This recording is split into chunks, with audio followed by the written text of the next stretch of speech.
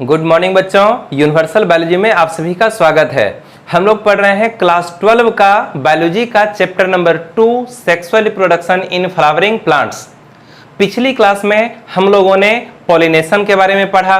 Pollination क्या होता है? फ्लावर के एंथर से पॉलन ग्रेन्स को निकल करके स्टिग्मा तक पहुंचने की प्रक्रिया को ही पॉलिनेशन कहते हैं। Transfer of pollen grains from anther to the stigma is called pollination. ठीक है, पॉलिनेशन 3 प्रकार के होते हैं, ऑटोगेमी, गिटोनोगेमी और जीनोगेमी। ऑटोगेमी में क्या होता है? एक ही फ्लावर के बीच में पॉलिनेशन होता है, यानी एक ही फ्लावर में पॉलिनेशन हो जाता है। गिटोनोगेमी में क्या होता है कि एक ही प्लांट के 2 अलग अलग फ्लावर के बीच में पॉलिनेशन होता है। और जीनोगेमी में क्या होता है कि एक ही स्पीसीज के 2 अलग अलग प्लांट के फ्लावर के बीच में पॉलिनेशन होता है। ये सब हम लोगों ने पढ़ लिया था।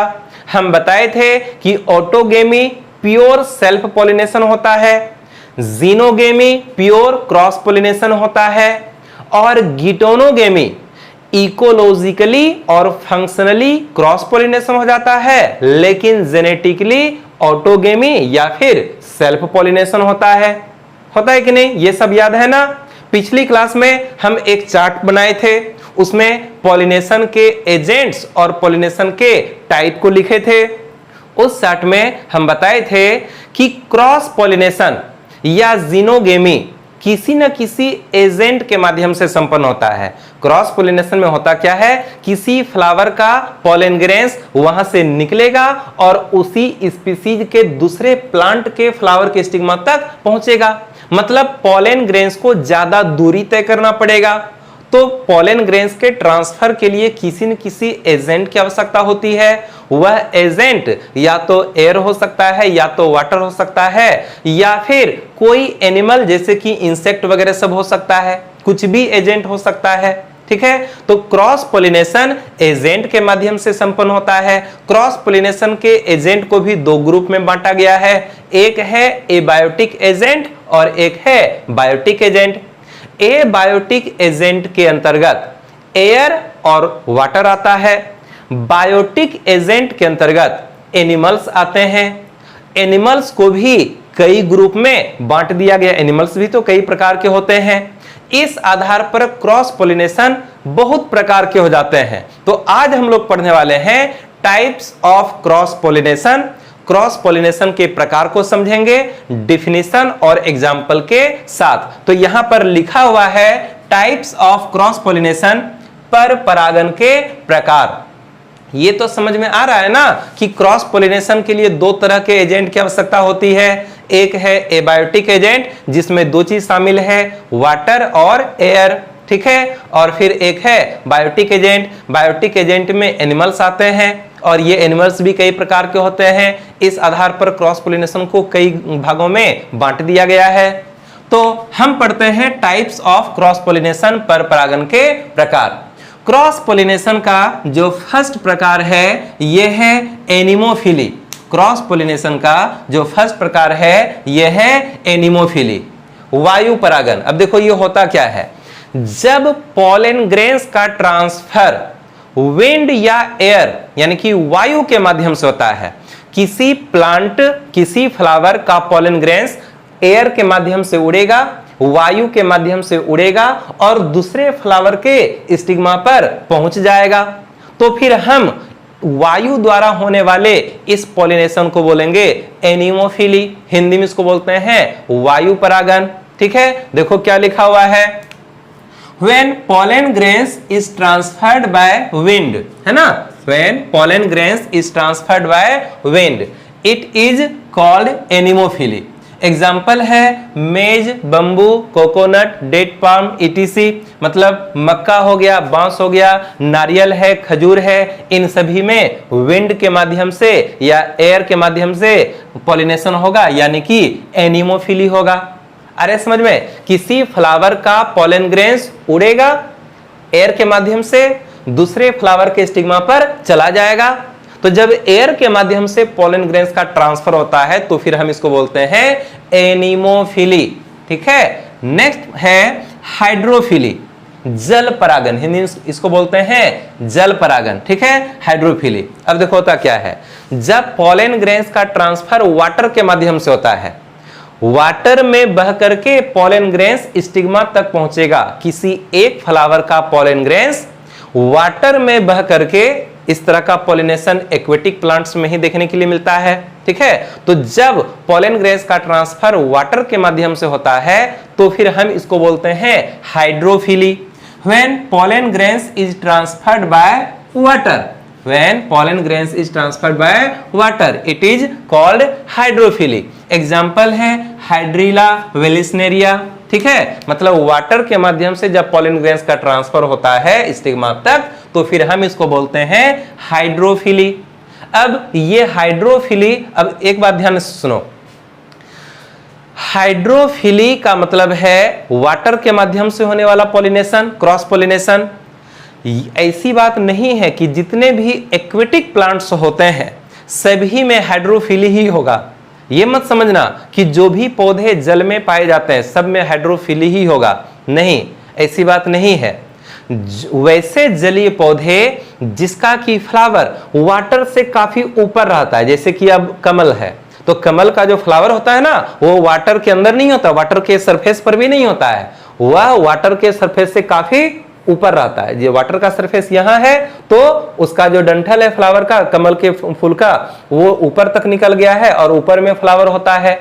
तो फिर वहां पर वाटर के माध्यम से पॉलन ग्रेन्स का ट्रांसफर नहीं हो सकता है, उसमें एयर के माध्यम से हो सकता है, इंसेक्ट के माध्यम से हो सकता है।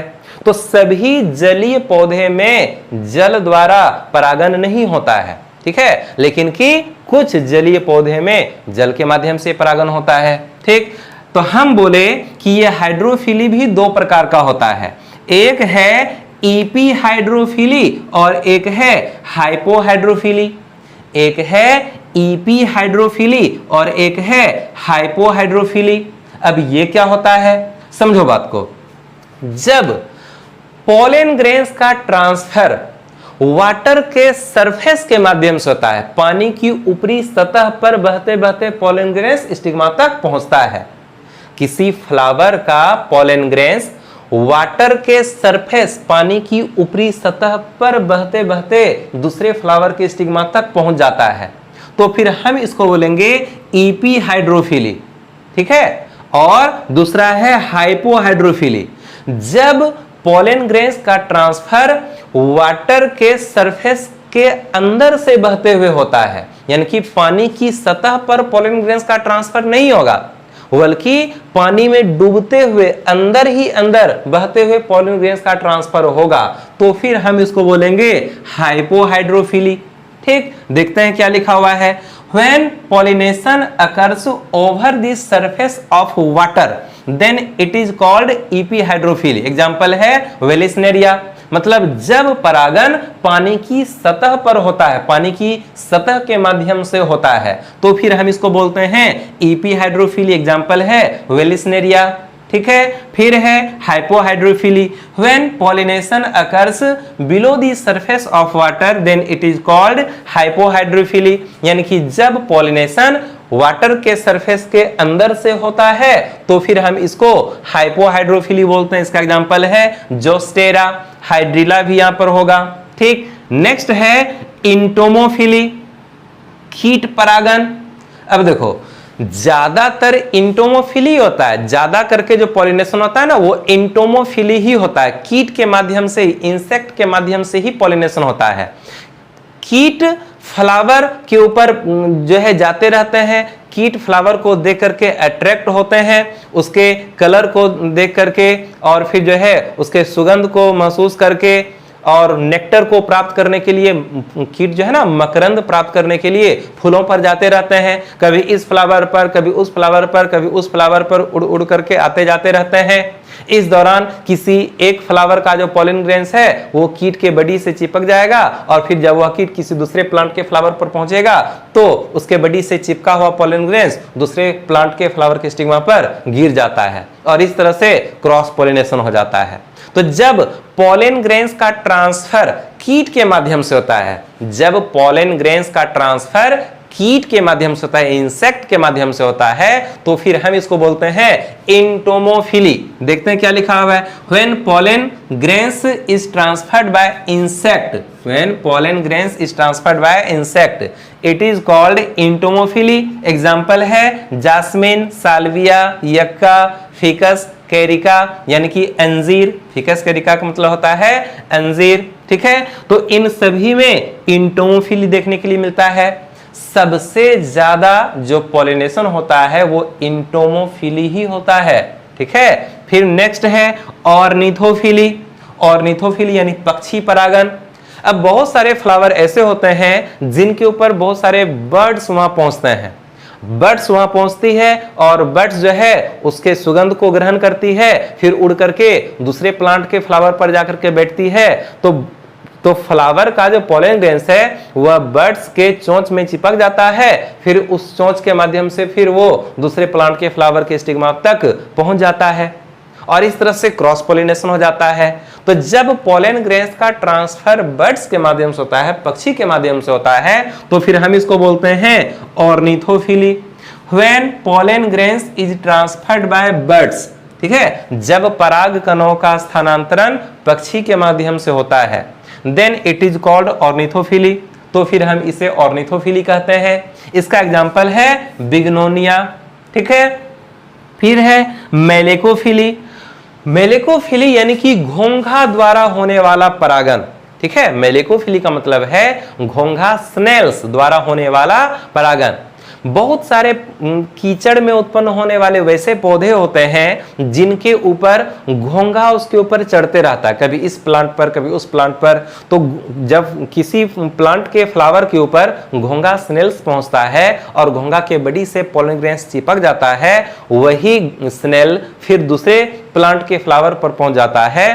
तो एक प्लांट के फ्लावर का पोलन ग्रेन्स स्नेल्स के माध्यम से दूसरे प्लांट के फ्लावर के स्टिग्मा तक ट्रांसफर कर जाता है और फिर हम इसको बोलते हैं मेलेकोफिली। यानी कि जब पोलन ग्रेन्स का ट्रांसफर स्नेल्स यानी कि घोंघा के माध्यम से होता है तो हम इसको बोलते हैं मेलेकोफिली। देखो क्या लिखा हुआ है, when pollen grains is transferred by snails, यानी कि जब पराग कणों का स्थानांतरण घोंघा के माध्यम से होता है, ठीक है, इट इज कॉल्ड मेलेकोफिली, तो फिर हम इसे मेलेकोफिली बोलते हैं। एग्जाम्पल है इसका लेमना, ठीक है, लेमना। नेक्स्ट है चिरोप्टेरोफिली। ये चिरोप्टेरोफिली का मतलब क्या है, चमगादड़ द्वारा होने वाला परागन, बैट्स द्वारा होने वाला परागन। कदम्ब के पेड़ पर रात में चमगादड़ पहुंचता है, ठीक है, कदम्ब के पेड़ पर रात में चमगादड़ पहुंचता है, कभी इस पेड़ पर कभी उस पेड़ पर कभी उस पेड़ पर, इस तरह से आते जाते रहता है। तो जब चमगादड़ कदम्ब के पेड़ पर पहुंचता है तो उसके फ्लावर पर जाकर के बैठेगा और चमगादड़ के बॉडी से चिपक जाता है फ्लावर का पोलन ग्रेन्स। जब वही चमगादड़ दूसरे प्लांट के फ्लावर के स्टिग्मा तक पहुंचता है तो फिर चमगादड़ के बॉडी से चिपका हुआ पोलन ग्रेन्स दूसरे प्लांट के फ्लावर के स्टिग्मा तक पहुंच जाता है और इस तरह से क्रॉस पोलिनेशन हो जाता है। यानी कि बैट्स यानी कि चमगादड़ द्वारा होने वाले क्रॉस पोलिनेशन को ही हम चिरोप्टेरोफिली बोलते हैं। ठीक, देखते हैं क्या लिखा हुआ है, when pollen grains is transferred bye bats, bats यानी कि चमगादड़, इट इज कॉल्ड चिरोप्टेरोफिली। यानी कि जब पोलन ग्रेन्स का ट्रांसफर चमगादड़ के माध्यम से होता है तो फिर हम इसको चिरोप्टेरोफिली बोलते हैं। और इसका एग्जाम्पल क्या है, कदम्ब। इतना समझ में आया क्रॉस पोलिनेशन। हालांकि और भी टाइप्स होता है लेकिन डिफिनीशन सबका लिखना कोई जरूरी नहीं है। हम चार्ट में कुछ और भी एक्स्ट्रा नाम बताए थे लेकिन इतना सा का जो है डिफिनीशन और एग्जाम्पल याद रखना है। एग्जाम में इस तरह का क्वेश्चन आ सकता है तो फिर इतना पूरा लिखना पड़ेगा। इसका स्क्रीनशॉट ले लो। हो गया स्क्रीनशॉट। अगले पेज के साथ आ रहे हैं। तो अभी हमने पढ़ा क्रॉस पोलिनेशन के टाइप्स को, ठीक है। अब हम बता रहे हैं कि कौन सा पॉलिनेशन कितना % होता है, ठीक है। तो यहां पर लिखा हुआ है पॉलिनेशन बाय वाटर। वाटर के माध्यम से जब पॉलिनेशन होगा तो हम इसको बोलते हैं हाइड्रोफिली। बोलते हैं कि नहीं, अभी बताए कि वाटर के माध्यम से जब पॉलिनेशन होगा तो इसको बोलते हैं हम हाइड्रोफिली। तो हाइड्रोफिली होने की संभावना बहुत ही कम होती है। सबसे कम जो पॉलिनेशन होता है वो है हाइड्रोफिली। 1% भी नहीं होता है, 0.4%, यानी कि वाटर के माध्यम से क्रॉस पॉलिनेशन होने की संभावना सबसे कम होती है। मात्र 0.4% ही वाटर के माध्यम से क्रॉस पॉलिनेशन होता है। ठीक है, फिर है पॉलिनेशन बाय एयर या विंड। तो एयर या विंड के माध्यम से जब पॉलिनेशन होगा तो फिर हम इसको बोलते हैं एनिमोफिली। अभी हम लोग पढ़े ना कि वायु के माध्यम से होने वाले क्रॉस पॉलिनेशन को बोलते हैं एनिमोफिली। इसकी संभावना थोड़ा ज्यादा होती है, कितना? तो 19.6%। ठीक है, 20% के आसपास 19.6% एयर के माध्यम से क्रॉस पॉलिनेशन होता है। और सबसे ज्यादा जो क्रॉस पॉलिनेशन होता है या पॉलिनेशन होने की जो सबसे ज्यादा संभावना होती है वो एनिमल्स के माध्यम से होती है, यानी कि बायोटिक एजेंट के माध्यम से होती है। यहां पे लिखा हुआ है पॉलिनेशन बाय ऑर्गेनिजम्स, जीव के माध्यम से पॉलिनेशन। तो ऑर्गेनिजम्स मतलब कि एनिमल्स ही होगा, और जब एनिमल्स के माध्यम से क्रॉस पॉलिनेशन होता है तो हम इसको बोलते हैं जूफिली। ठीक है, जैसे कि भी हम पढ़े ना कि इंसेक्ट के माध्यम से क्रॉस पॉलिनेशन होता है, तो बर्ड्स के माध्यम से क्रॉस पॉलिनेशन होता है, तो बैट्स के माध्यम से, स्नेल्स के माध्यम से, कई प्रकार के एनिमल्स होते हैं जो कि क्रॉस पॉलिनेशन में इन्वॉल्व होते हैं। ठीक है, जिसमें से सबसे ज्यादा क्रॉस पॉलिनेशन होता है इंसेक्ट के माध्यम से। ठीक, तो जितने भी प्रकार के एनिमल्स हैं जो कि क्रॉस पॉलिनेशन में इन्वॉल्व होते हैं, तो एनिमल्स के माध्यम से होने वाले क्रॉस पॉलिनेशन को हम बोलते हैं जूफिली। जूफिली की संभावना सबसे ज्यादा होती है। ठीक है, कितना? तो 80%, 80% जूफिली होता है, यानी कि किसी ऑर्गेनिजम्स या फिर किसी एनिमल्स के माध्यम से क्रॉस पॉलिनेशन होता है सबसे ज्यादा। ठीक है, अब एनिमल्स के माध्यम से तो कई प्रकार का एनिमल्स है जो कि क्रॉस पॉलिनेशन में इन्वॉल्व होता है, तो सबसे ज्यादा कौन सा क्रॉस पॉलिनेशन एनिमल्स के माध्यम से होता है? तो वो है इंटोमोफिली। इंटोमोफिली सबसे ज्यादा होता है। और इंटोमोफिली में सबसे ज्यादा कौन सा ऐसा कीट है जो कि इंटोमोफिली में इन्वॉल्व होता है? तो वो है हनीबी, मधुमक्खियां। मधुमक्खियां सबसे ज्यादा क्रॉस पॉलिनेशन में इन्वॉल्व होती है। तो सबसे ज्यादा क्रॉस पॉलिनेशन किसके माध्यम से? हनीबी, यानी कि मधुमक्खियों के माध्यम से होता है। इसका स्क्रीनशॉट ले लेना है। हो गया स्क्रीनशॉट? ठीक, तो इसमें यहां पर ये जो pollination by water, pollination by air, ये दोनों एबायोटिक पॉलिनेशन कहलाया, और पॉलिनेशन बाय ऑर्गेनिजम्स ये बायोटिक पॉलिनेशन कहलाया। तो आज के क्लास में हम लोग क्रॉस पॉलिनेशन के टाइप्स को समझे और सभी टाइप्स के डिफिनेशन और उसके एग्जाम्पल को ठीक तरह से समझ गए। हम ये भी जान गए कि किस प्रकार का क्रॉस पॉलिनेशन कितना % होता है। ठीक है, तो आज के क्लास में हम लोग इतना ही पढ़ते हैं। इसके आगे हम लोग अगले क्लास में पढ़ेंगे।